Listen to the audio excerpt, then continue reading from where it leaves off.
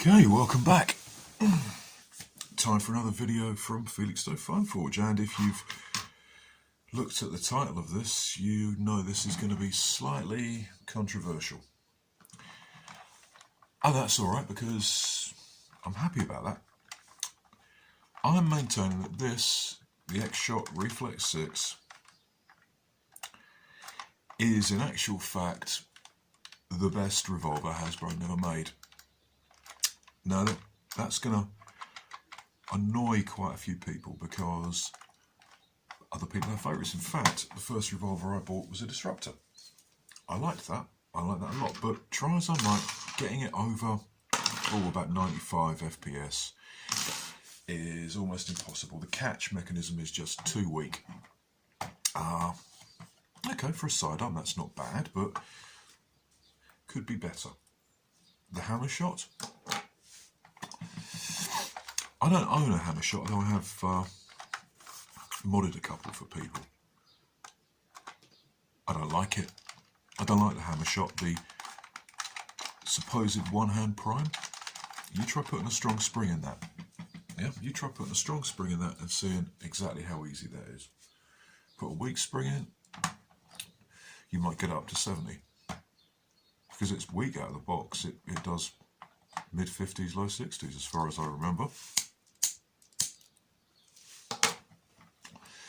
Which really limits it to last ditch side. I mean, yes, people say you can dual wield them. Given how inaccurate blasters are in general, and given how inaccurate pistols are in general, for a start, you know, we say, oh, you know, you've got iron sights, which you have on this. The sight base is very, very short. So even assuming they were usable, or properly set up sights, hitting anything with a pistol is difficult on a range. You know, people manage it because they practice a lot. That's what people do in a lot of countries. They go down the gun club and they shoot pistols on the range.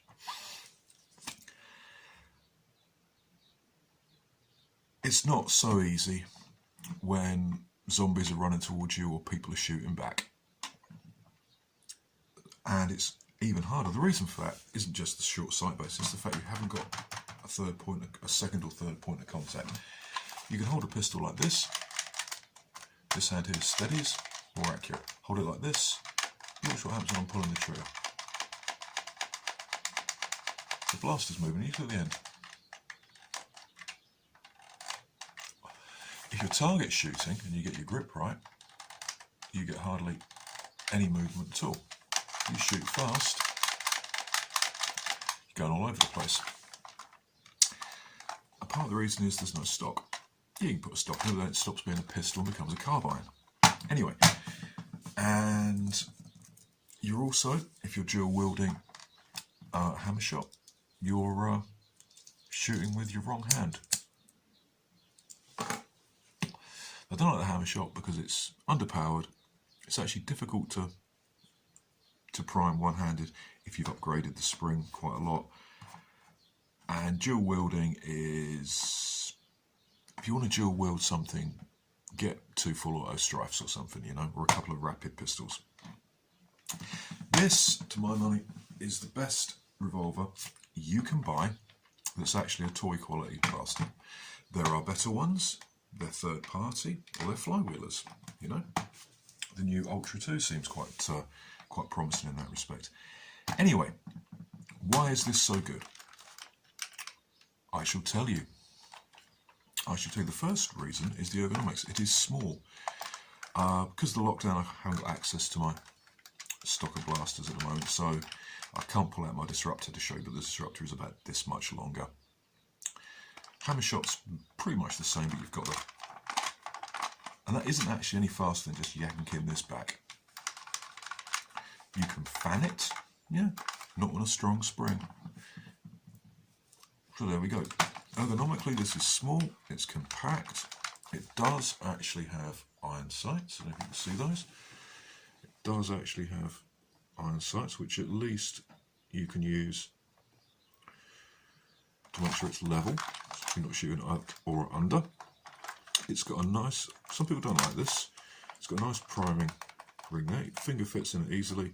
You can pull it back. If you don't like this, you could put a ring in there or something, or a T-bolt. That'd be very easy to do with a bolt. The grip, I mean, I've got quite small hands, but the grip is comfortable. You know, if you've got really big hands, this bit might get in the way, but that's a problem with all blasters. I'm going to take a decent grip. Yeah. You could file that down, Dremel it down, sand it down, whatever. Other nice thing about this, there's nothing in front to get in the way of loading. All you have to do is bang a dart in and you're good to go. There we go. Now I've modded this, and this is another reason. This is another reason why this is such a good pistol, why it's such a good revolver, and why it's better than anything Hasbro make. It's very easy to mod. The shell does flex a bit, but this is unscrewed. It's very easy to mod, and it can take quite a lot of punishment.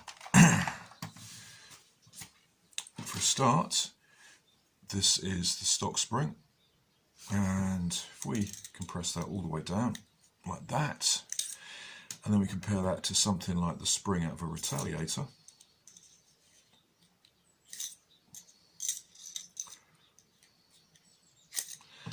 this is a fair bit stronger.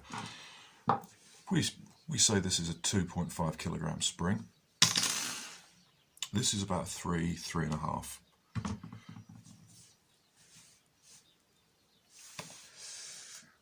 You'll also notice it's a bit shorter and quite a bit wider. Aha! You can double spring it. Yeah, there's a reason this is so big. This comes with a stronger spring already, and it shoots harder out of the box than Hasbro's offerings.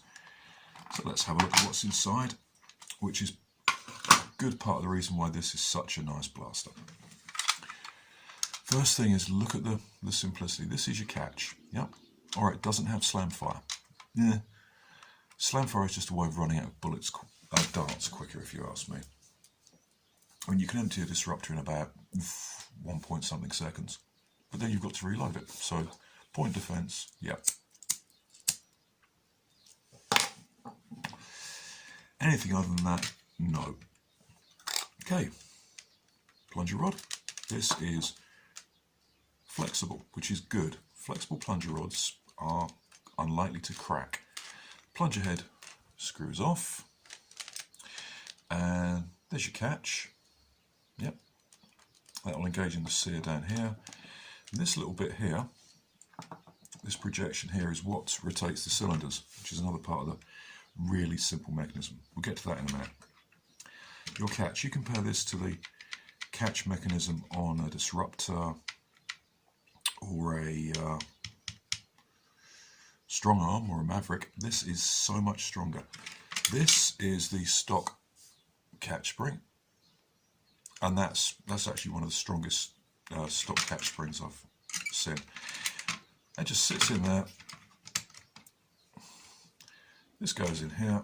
There's your trigger, and it simply, this angled surface simply pushes that down, which lowers the sear, which releases your catch. Easy peasy. You can't use standard diameter Retaliator springs, they won't fit. This unscrews. You can thread them on.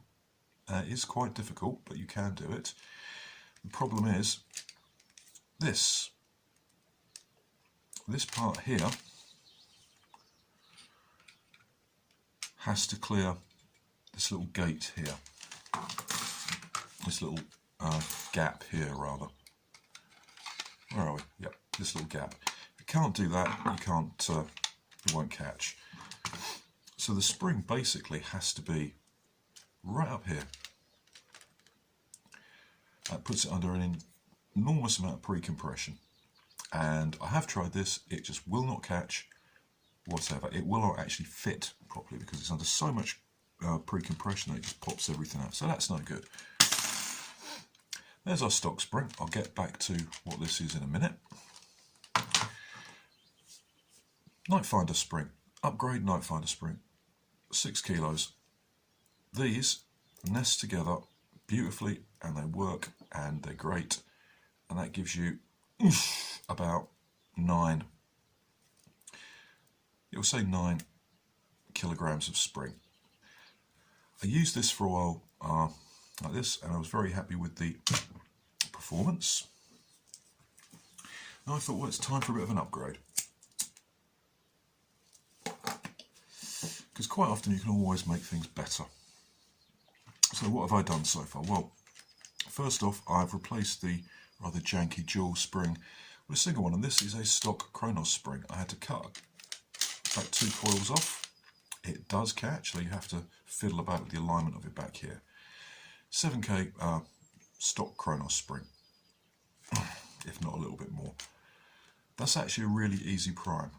Now, I did try putting the Night Finder spring in there. It won't catch. It won't compress enough, and they're too close to each other in size as well. So I have ordered a 10 kilogram Kronos spring and a 13 kilogram Kronos spring. If they arrive within a reasonable amount of time, I'll do an update on those and we'll look at the performance. It will take a K25. It won't, because K26 is narrower. Take a K26. Getting hold of a K25 anywhere but America is really expensive. So I think a 13K Kronos spring will be about right. Okay, it's really easy to take the AR out. This piece just pops off, it's clipped on here, and there's your AR gone. Is it worth it? Yeah. I think so for this. I've also padded the end with a anti-slip pad. What else have I done? Because we've got a bigger spring load in, I've also reinforced down here with just some hot glue, just to add a little bit of rigidity to there and here as well. So that's good. And you're probably asking, why is there electrician's tape around the join between the air restrictor mounting and the plunger tube itself? And the reason for that, my best beloved viewers, is because this was leaking a bit.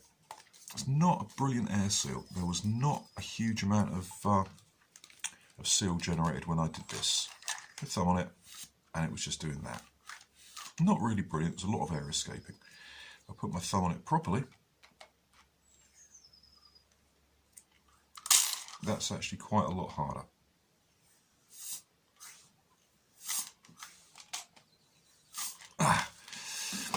I'm also going to put a little bit of tape under the O-ring to increase the seal a little. What else have I done? Let's take all this out. Okay, this is your cylinder rotation mechanism. That just pops out. So if you could, quite the way of holding this on, you could, in theory, make this a drop cylinder mod, but it has to be there. There's a little bit of play in here, and that's because the plunger tube gets pushed forward by the impact of the plunger when it hits, which does that. I might consider sort of fixing this forward a little bit if I can at a future date, just to improve the seal, because we are losing a fair bit of air out there. Very simple. You see this little knob here? That's just attached to this. That's just part of this bar, which is on this spring, which is on the end of this rod. That little bit there is accessed and operated by this projection here. So that goes back, pushes on that. We just have got the spring out of the way, isn't it? Pushes there, when you prime, pulls that back, which fits in a cam track here and rotates it. Really simple, really strong. There are not a lot of moving parts in this thing, which is another reason why I'm saying it's the best revolver Hasbro don't make.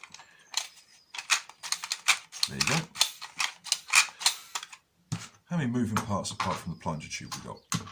We've got our sear, we've got our trigger, we've got our cylinder, and we've got this piece here and this piece here. That's 1, 2, 3, that's 5 moving parts. Not a lot to go wrong. I like things that haven't got a lot of parts to go wrong. In addition, as I've taken out the AR, I took out the dart pegs just so I could load this thing with half darts if I feel like it. I'd also just improve the airflow a little bit. And the final thing I've done is put some 17/16 brass inserts in there. I didn't have enough brass lying around to completely brass the cylinders, and also I didn't really think that was a good idea, because the cylinders are actually narrower at the back than they are at the front.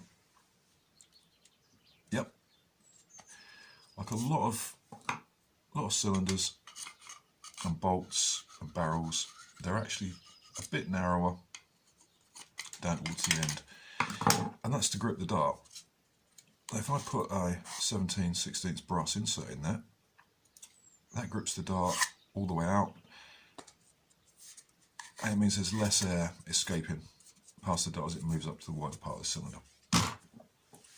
Didn't take very long, those are just push fits. You just put them in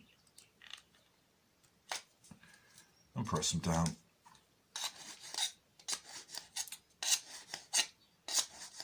Job's a good one.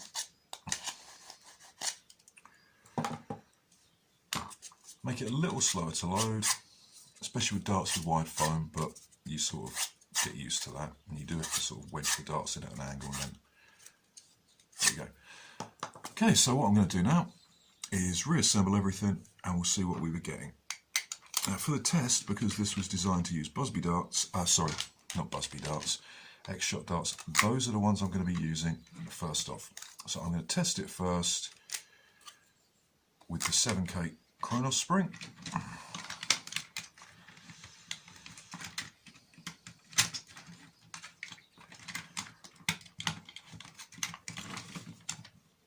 And this does take a bit of finagling to get it to catch with that big spring, but we shall persevere until it does. Oh, when you put this back together, this bit has to face downwards. As you can see, that Kronos spring is under a fair bit of pre-compression, which is good. Okay, that's all in. That's there. This bit just fits in those little rails like that. That's actually a very strong catch. A lot of X-Shot blasters have those. That sort of mechanism. Let's see if this catches. Yep. That catches. We'll screw it up and see what we get.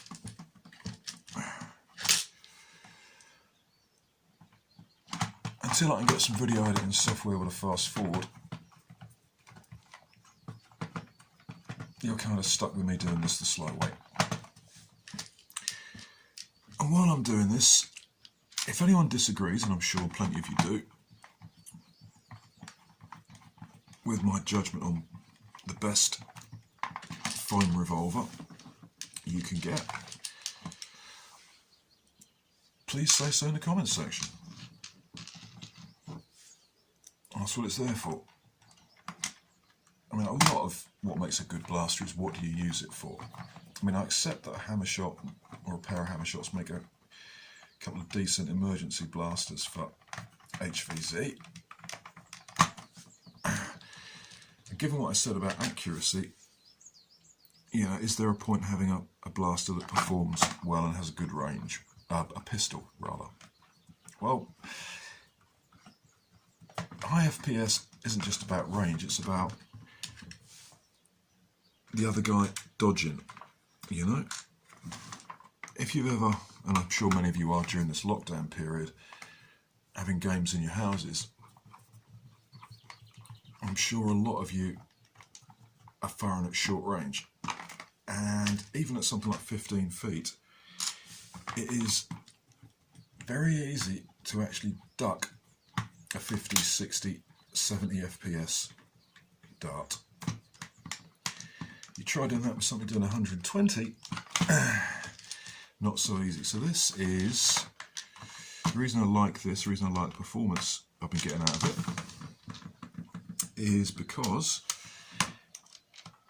as a short range pistol, it makes it very, very hard to dodge. You know, if we stand 20 feet away, say 15, 20 feet away, you've got a hammer shot doing 80, you've modded it, you've upgraded it, everything's good. I've got this, and this does well over 100. I will be able to dodge more of your shots than you can dodge of mine. Let's make sure this works, and we'll load it up. Oh, another thing. In the UK right now, a disruptor costs 15. This costs 10. There we go, that primes. Got some brand new X-Shot darts. The current crop of X-Shot darts are grey. These are fresh out of the packet though. I got these with a Turbo Advance, so I might as well, I haven't been using them. Yeah, they're not hugely accurate. They're better than Nerf Elites though, which isn't saying a lot, is it? Okay, chrono. I'll get that switched on. Here we go. Let's see what we're getting. If I can get this to shoot straight through the barrel. Let's just get this lined up so I can make sure I'm relatively straight.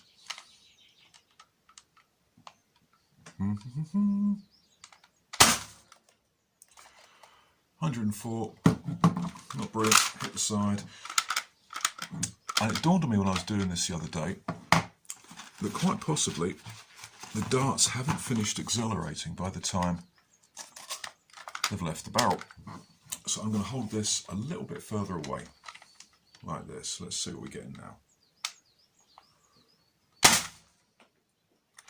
Hit the side, 75.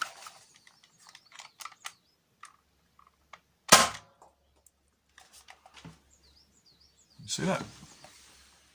That's 118. That's 118 FPS out of 114.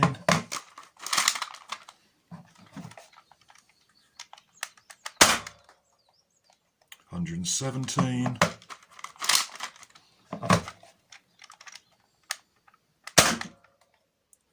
117.9.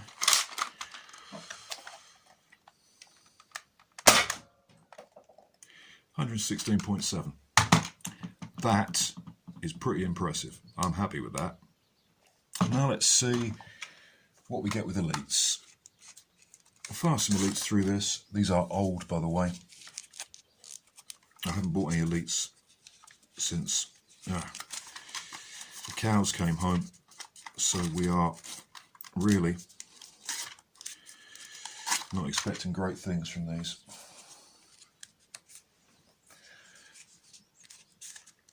They're in terrible condition, but we shall see.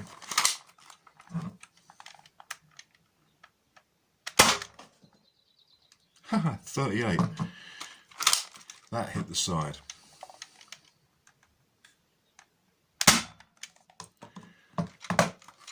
That hit the side.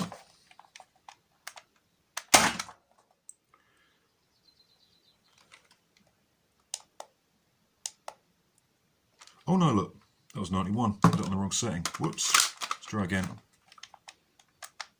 That hit the side. I need a better chrono. Yeah, hit the side. Right, I'm going to take some time and line this thing up properly.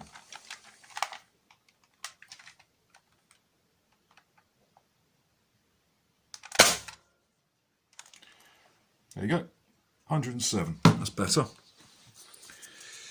And to be honest, that doesn't overly surprise me because X-Shot darts are a little lighter.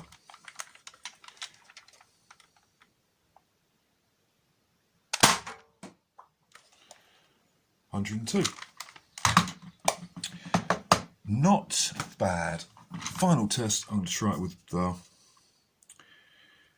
this. Oh, that's a tight fit. See what we get with this bad boy.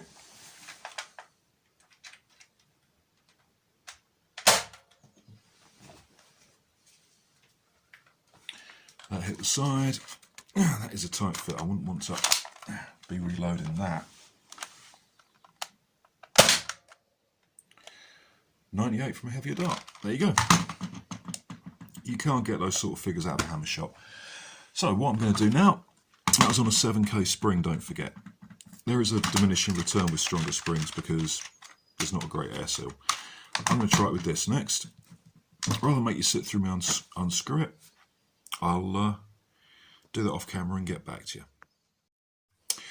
Okay, the nested springs, even though this is a 6K and this is 2.5, 3, actually underperformed the 7K Kronos spring.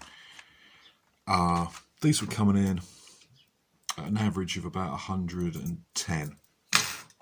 This was coming in, that's 110 from those. This is coming in at an average of 117. Now, when you consider that most of the games in the UK, while I'm here I might as well finish buttoning this up, are public.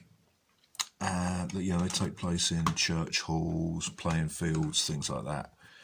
Most of the shopping malls are the UK equivalent thereof, and they have 130 FPS cap, regardless whether you're spring up or flywheel. If you want to go higher than that, you need to be on privately owned land, which is expensive and hard to get to, and not all that common, and a lot more formal. Which is great, they're great games if you can get to them, but the reason for that is, if this shot a projectile with a kinetic energy at the muzzle of 1 joule, this would actually count as an air weapon and would be illegal to carry or use in public, regardless of what it looks like. So we've got 130 cap. So this hits an average of about 117, which is nice and safely under the 130 cap.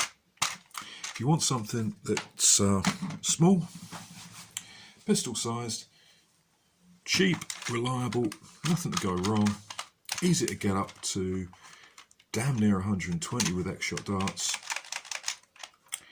this is the one to go. This is arguably, and I expect people to argue about it, the best revolver Hasbro never made. Please feel free to disagree vehemently in the comments section. I've been Felix No Phone Forge, you've been the audience. The usual stuff about liking, subscribing, sharing, you know that by now.